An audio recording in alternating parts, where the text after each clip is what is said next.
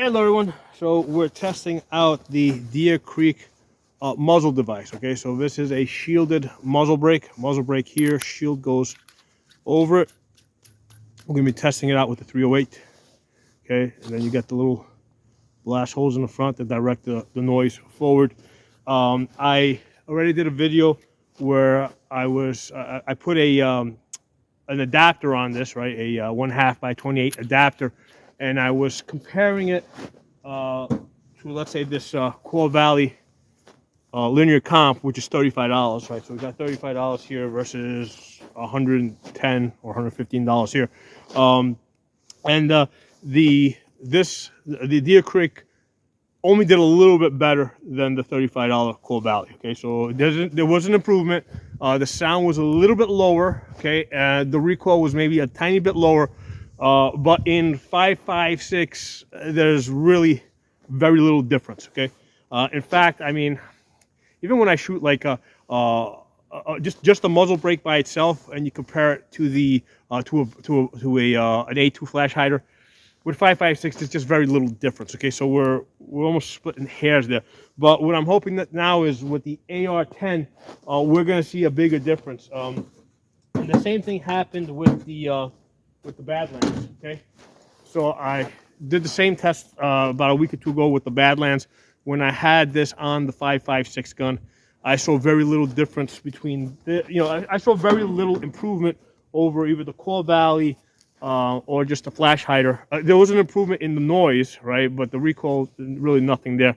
So if you haven't seen that video, go check it out. But when I put it on the AR-10, the Badlands made a significant improvement over the flash hider. So today we're going to compare the Deer Creek to the Badlands. Now, in all fairness, Badlands does not market their muzzle device as anything other than like blast forward device. Okay. Now it does have an internal muzzle brake that is actually angled back, and I did ask the company about that, and they said that the point of that is to kind of offset the additional recoil that you would get from directing the blast forward. So they really don't market it as as either a noise reducer or a recoil reducer. However, on the AR-10, I did notice an improvement. So today, we're going to also test out the Deer Creek, okay? And we're going to see how the two compare. Okay, so let's do that now. First, what I'm going to do is I'm going to fire 2 rounds with the Badlands that's on there. I loosened it up, so it's just hand tightened down right now. This way I can do a quick comparison. Hold on, I got to get my earmuffs. Got my earmuffs. Because with this, you gotta have earmuffs on. Okay, so I got earmuffs. I'm not even gonna try and shoot this with the ear cushions. When I was shooting it with 5.56, I was using the ear cushions to test it. So now with the 308, we're gonna use earmuffs. So let's test it out. First, we're gonna fire 2 rounds with the Badlands.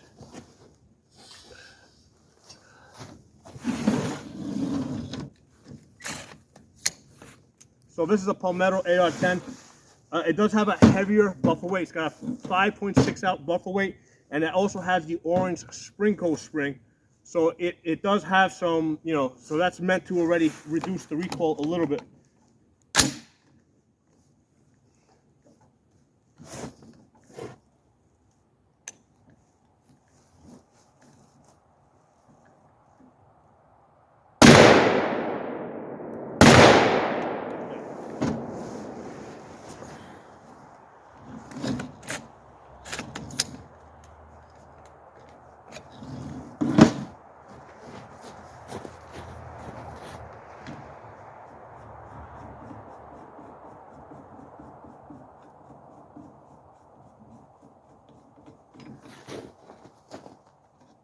We're going to take the Badlands off.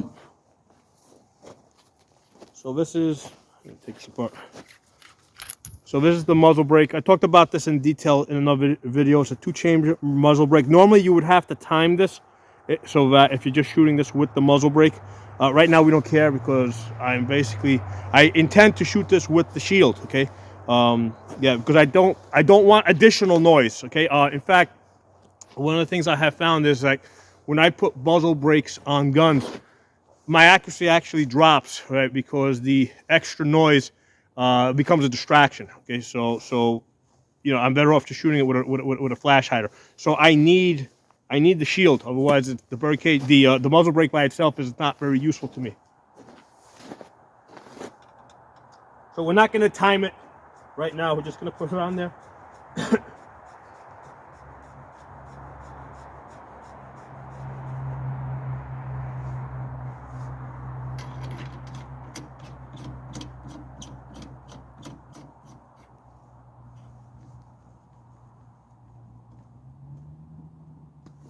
Okay, let's fire 2 shots.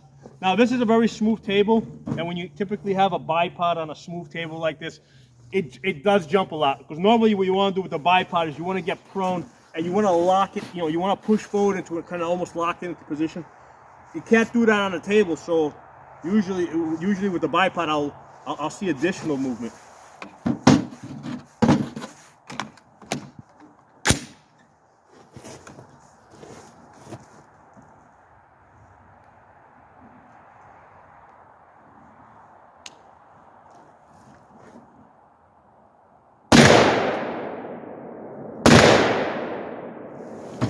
Yeah, it felt like there was a little bit more, recoil reduction. Okay. With the Badlands, it's more open in the front. So yeah, I'm gonna shoot it again. I feel that there was a little bit of an improvement, and with 308. See, here's the thing with 308. This is a gun that I shoot out to 1,000 yards. I've posted videos where with this Palmetto AR-10, I have gotten 1.1 MOA at 1,000 yards. Okay, I think it was like 9 out of 10 shots. So what happens is when you're trying to get on target at like distances like, you know, 700 to 1,000 yards, and especially if you're using different ammunitions from every time you shoot, you have to be able to spot your impacts so that you can adjust, okay? If you get too much recoil, which this gun typically has with just the bird cage on it, I'll take my shot, and a lot of times it'll throw me off target, or too much off target, where I can't spot my impacts. So I'm looking for just a little bit of an improvement there. You know, I just needed to move a little bit less so I can stay on target and be able to spot my impacts so I can make my corrections. Initial impressions is that the Deer Creek kept me on target better. I'm going to shoot this again.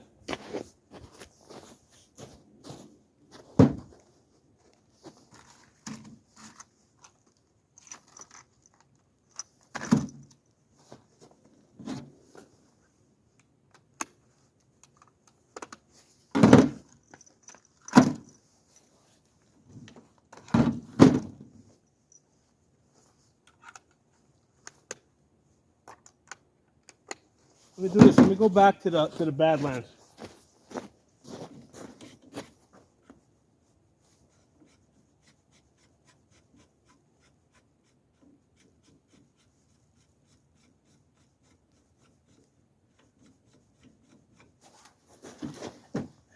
Yeah, that rubber that they put on here on Deer Creek, because they put a rubber that's supposed to be like a spacer, that is absolutely useless, man, because that has basically just jumped over this. But that's supposed to be like a spacer that goes in between these two, but that's not working very well at all.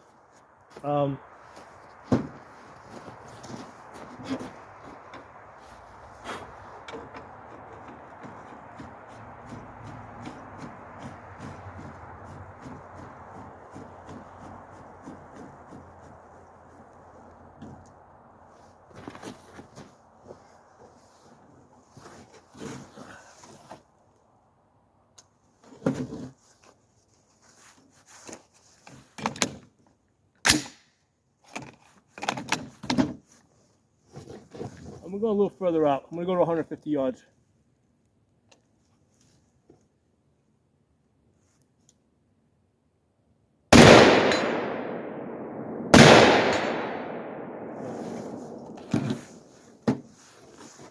Let's go back to the Deer Creek.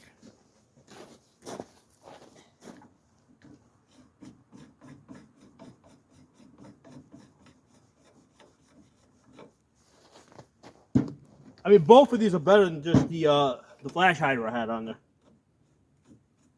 And with an AR-10 shooting a 308, just even a little bit of an improvement will help you spot your impacts and make your corrections.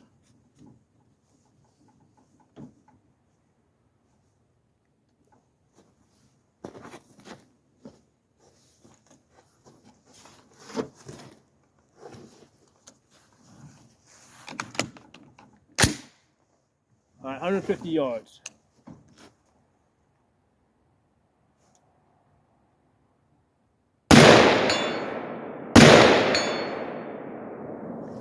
I mean, it's gonna move you off target a little bit, but I mean, I think it's better than the birdie cage that I had. I'm gonna have to Loctite this on because I can see that the shield, just from the 2 shots that I fired, with the rubber washer. Here, we bring up the camera. With the 2 shots that I fired, that rubber washer jumps over it, and then the blast shield is just loose. So the solution to this is basically just dump the little rubber washer. That's not helping. And you're going to use a crush washer on the muzzle brake because there's no reason not to time that properly. Okay, this way if we do want to shoot it with just a muzzle brake, I can. And then what I'm going to probably do is just put a little bit of a thread locker, the rock set, just a drop on it to keep the shield from moving. Because what's going to happen is if the shield loosens up, like especially if I'm doing like a 10-round string or something, it is possible for that shield to loosen up and for you to get a strike here around the edge. Okay, but yeah, I'm liking this Deer Creek. I think this is probably as good as we can get until suppressors come out of the NFA, because I don't want to deal with the NFA, and I'm just not doing that. Okay, and I talked about it in the last video. If suppressors come out of the NFA, I'm not going to the suppressor companies to go buy suppressors.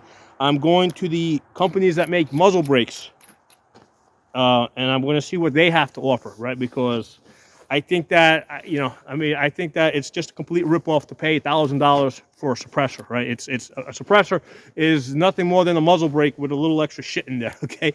Yeah, I'm definitely going to the muzzle brake company, the shielded muzzle brake companies like Deer Creek and Whip Machinery. And I'm going to see what these guys offer, right? Because I don't think suppressors should cost more than $200. Okay, and I'm not going to pay more than $200 just on principle. I mean, it's just it's a ripoff.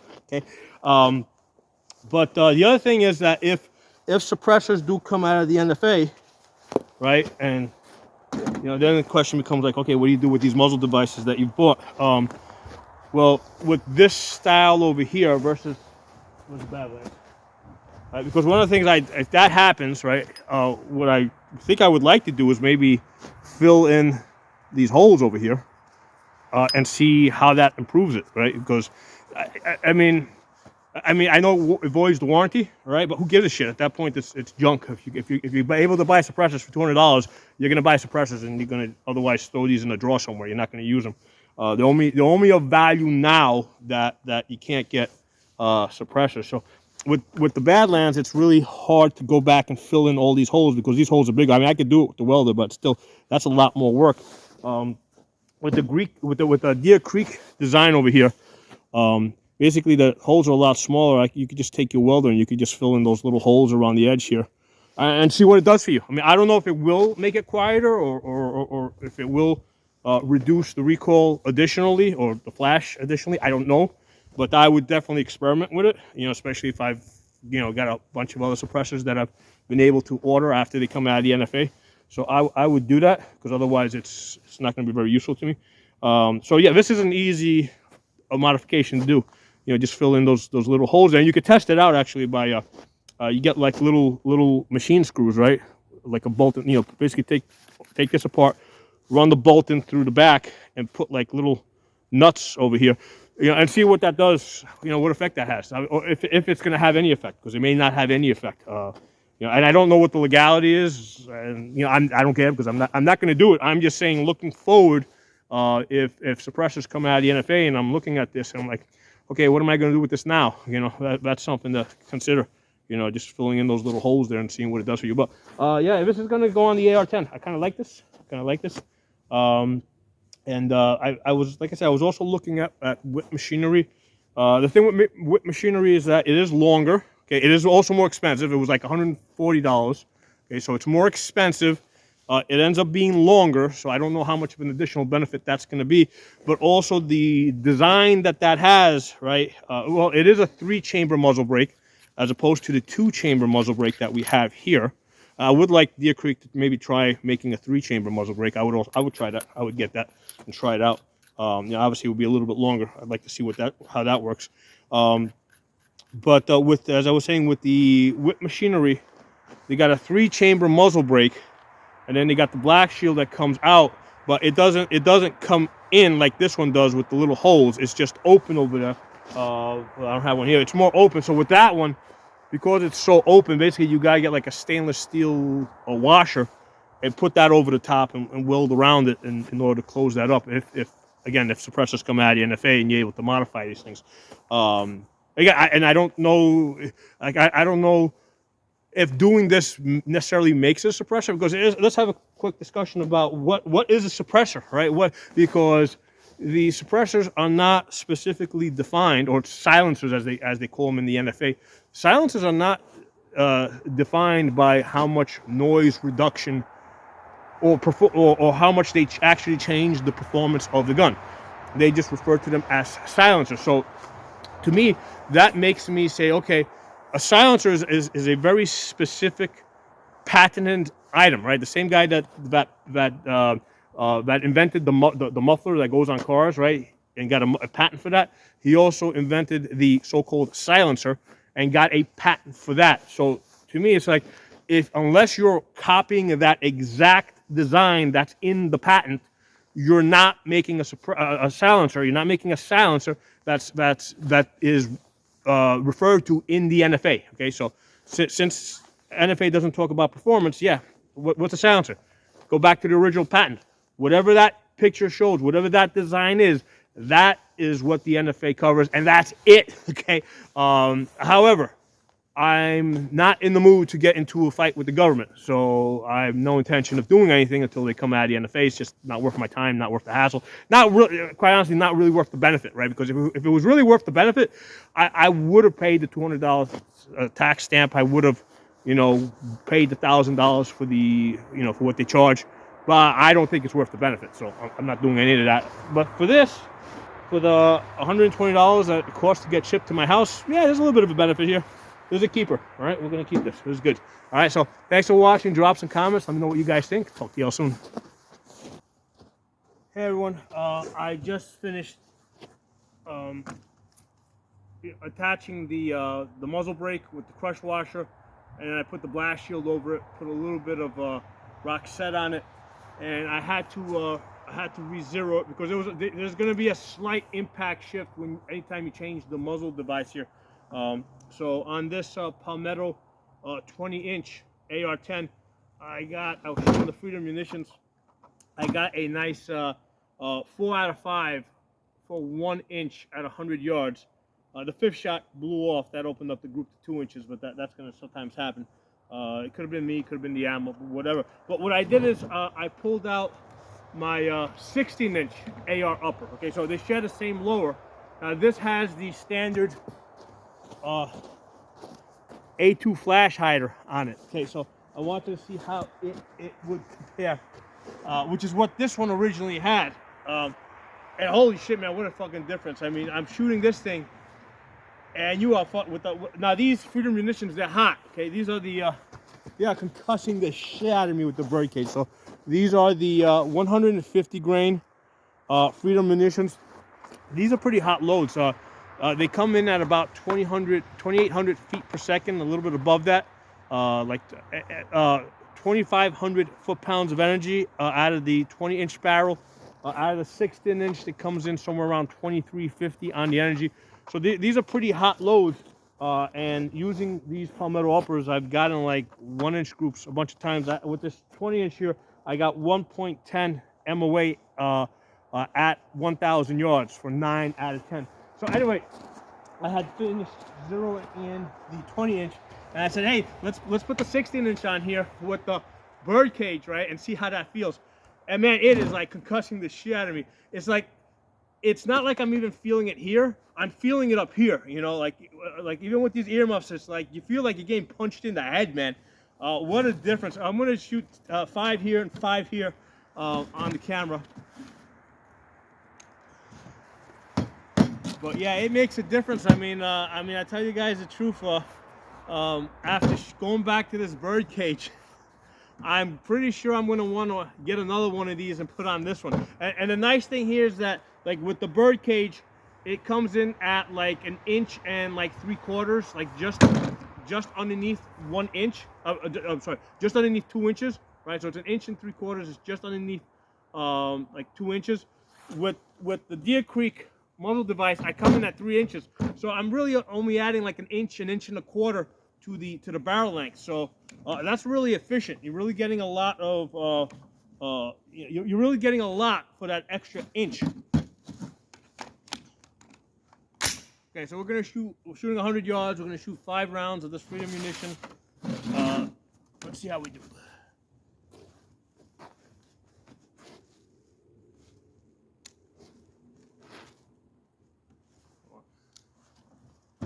It's a little bit higher.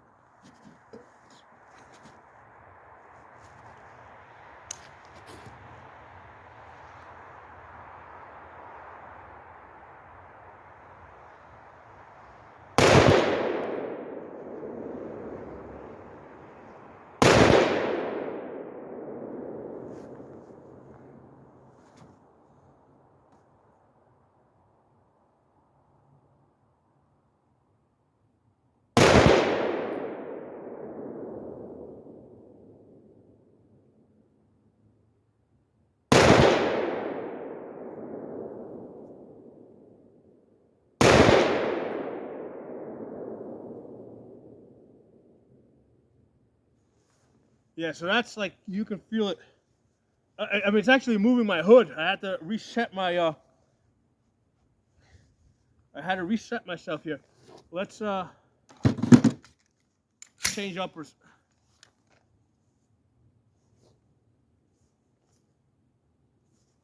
So one of the things, like if you got like a lot of recoil, a lot of felt recoil, and specifically a lot of noise, it's a distraction, you know, and it does throw off the shots.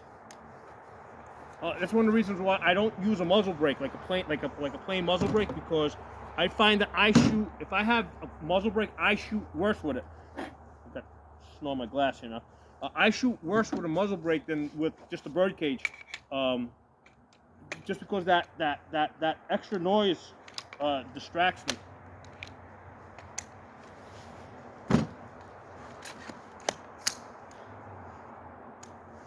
So this has the 5.6 ounce Core Valley buffer weight in here, and it has the orange sprinkle spring. So I've already done as much as I could to reduce the recoil, and it also has the adjustable gas block, which I've got it like tuned down to, you know, just enough gas to operate the system. So it's working at like minimal gas.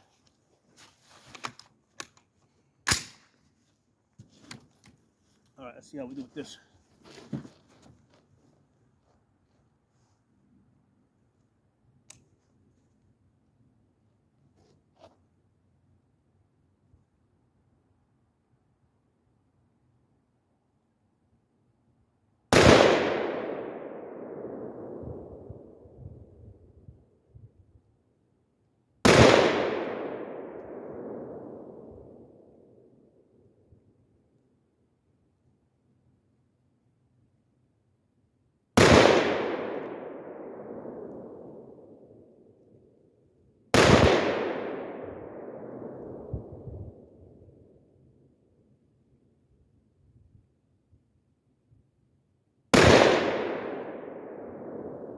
So that's a lot more pleasant to shoot. That's a lot more pleasant to shoot. Yeah, I'm gonna want to get that muzzle device on this. It's just not beating you up, man. You don't feel like you're getting punched in the face.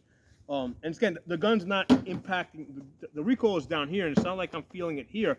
It's just it's probably more the noise than anything, right? Because the noise is like concussive. So even though it's not hitting you in the head, the sound wave is still kind of like beating you up a little bit.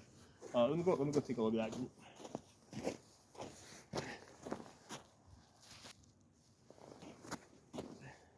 All right, so I just shot these. Let's look at the one with the bird cage. Okay, so the 16-inch with the bird cage. Now here's the thing: it's shit weather. It's cold. There's snow on the table, so these, these things are not like these blocks I got here. I mean, they're not like super steady. So I had hit 1-inch groups at 100 yards with both of these rifles. So I'm not gonna do that every time. Okay, so with the 16-inch with the bird cage, okay, the group came in at 5 shots, came in at 2.5 inches on this Palmetto AR-10, and usually I take the best 4 out of 5. So if I take the best 4 out of 5, let's see what we got. 2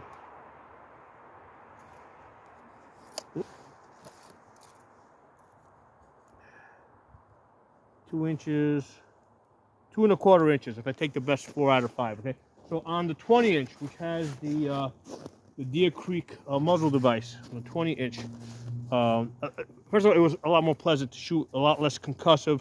The group also got a little bit tighter, just because I was shooting a little bit more comfortable. I actually clicked it I went one click to the left because it looks like they're pulling to the right a little bit. So the total group was 2 inches for the 5 shots. Okay, so the total group was better than the other one. The other one was 2.5. So total group 2 inches. And if I look at the best 4 out of 5, I got 1.5 inches. And like I said, I've hit I've hit 1-inch groups with both of these. I've actually hit inside of 1 inch, like 3/4 of an inch. I don't do it often, but I have hit it using these Palmetto uppers and this Freedom munition. Okay, so I'm gonna tell you guys, I'm pretty happy with this muzzle device, right? Because this adds like 3 inches, and it's pretty compact. Doesn't stick out too much. It's only like 1.25 inches longer than if I had a flash hider on here. This is pretty efficient. This is very efficient, and it's definitely more enjoyable to shoot.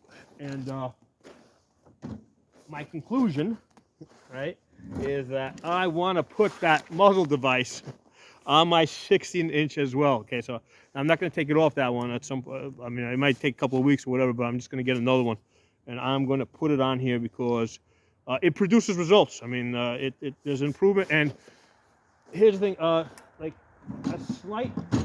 a slight improvement in the noise and the concussion with 308 really increases the enjoyment of shooting it. Okay, so I think it's worth it. So drop some comments, let me know what you guys think. I'll talk to y'all soon.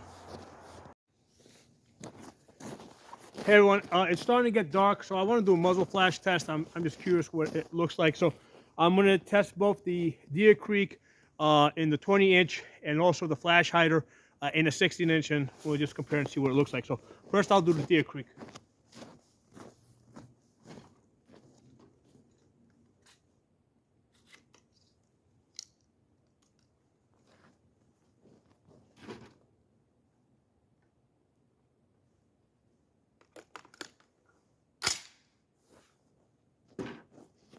So this is the Deer Creek. From my perspective, from my position, I couldn't see anything. No muzzle flash. I gotta change the uppers.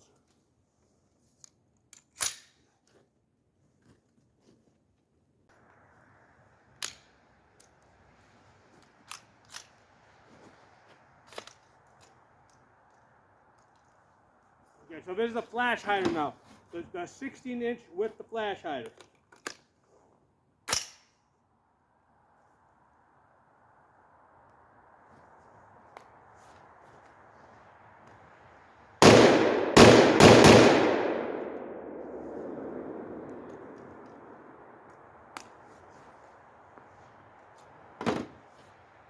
So, from my perspective, as the shooter, with the 16-inch, I could see muzzle flash. Okay, now again, it's a 16-inch barrel, so we're not comparing apples to apples. At some point, I think I want to get a Deer Creek muzzle device on the 16-inch as well, and then we'll test it out again. But on the 20-inch, when I was shooting that, there was no muzzle flash, okay? But I could see from my perspective. We'll see what the camera shows